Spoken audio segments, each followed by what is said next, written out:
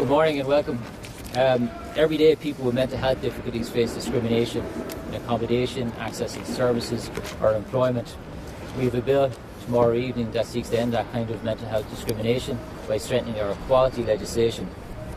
It also includes strengthening our employment legislation by creating a standalone ground of mental health within our equality legislation, strengthening mental health grounds, and it's more focused on a human rights-based definition of what is our mental health.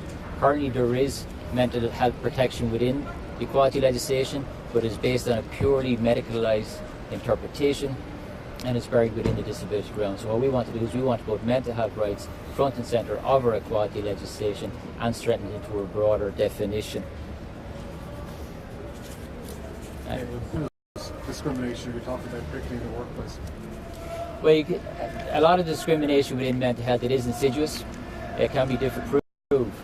But for example, people may have a period of employment where they're missing for a few days or for a couple of weeks, and it could be used against them within their depression, anxiety or other issues within an employment situation. So it's a deterrent and prevention that you would never end up in a situation where an employer is in a confrontational situation with an employee, and that an employee, by having this strengthened mental health legislation in place, that the employee will have those rights that they can rely on if they are feel they are being discriminated against. Years ago, it's stigmatized understanding of it, about your social well-being, is about your psychological well-being. So we want to update our mental health legislation. Perhaps your response also. This is it. The government seems to be relying on a difficulty of enforcement. Now, if you were to take that attitude, for example, a lot of gender discrimination, the Domestic Violence Act of 2000 grounds within our law. And particularly in rural Ireland, where people would know every respect, it's about particularly if you feel isolated. And this is something that we know, Bill, it's a crucial bill. I do think also there's a bit of a knee-jerk reaction here from the government in relation to this law. We had in 2015 the expert review group on mental health. Since forward, we have our own party, Fianna Fáil, brought forward a bill. We also brought forward a mental health parity bill that the government put down a money message to slap that down. So I think not only are they rejecting the substance of this bill, but by blocking at the second stage, they are also rejecting the principles, their own failures, I think, in mental health legislation in terms of this government.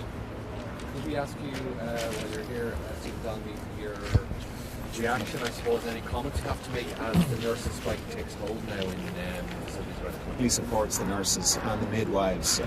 There's no nurse or midwife on strike today who wants to be on strike. They've been raising very serious issues since 2013. They've been raising issues of inequitable pay grades. They've been raising issues around staffing, patient safety, working conditions.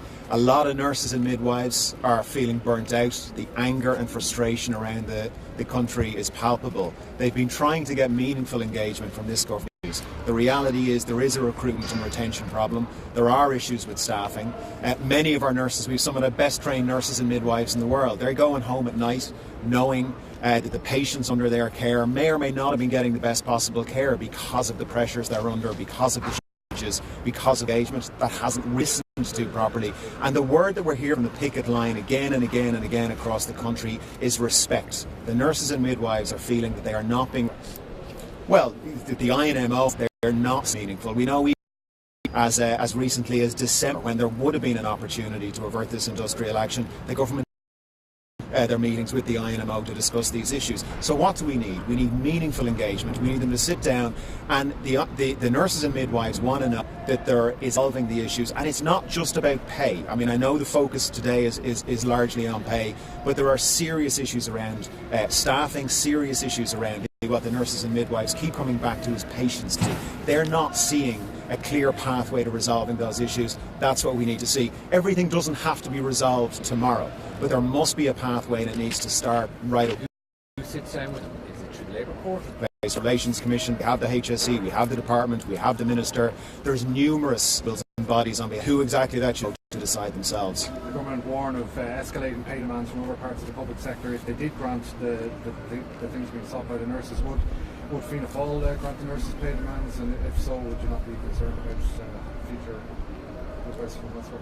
Yeah, the reality is the other unions are stating quite clearly that if they were to see things happen, that they might consider the national pay agreement to be unwinding, and that could lead to other issues. So what we've got to do is we've got to find a mechanism that protects the national pay agreement. It does need to be kept in place, whilst addressing the very serious issues the nurses and midwives have. National pay agreement does allow, for example, a mechanism to address sector by sector issues if there are issues of recruitment and retention, and I think we all know there are issues of recruitment and retention. I'll give you one clear and urgent example. Galway University Hospital, it's the only level 4 hospital for the entire region. It has 16 operating theatres. 1 in 3 of those operating theatres remain closed every single day. Why? Because they can't hire enough theatre nurses. Individual cases like that are happening all over the system, and they're having huge impacts on patients, patient safety, waiting lists, access to healthcare. The nurses and the midwives know this. They want this resolved. They want patient care.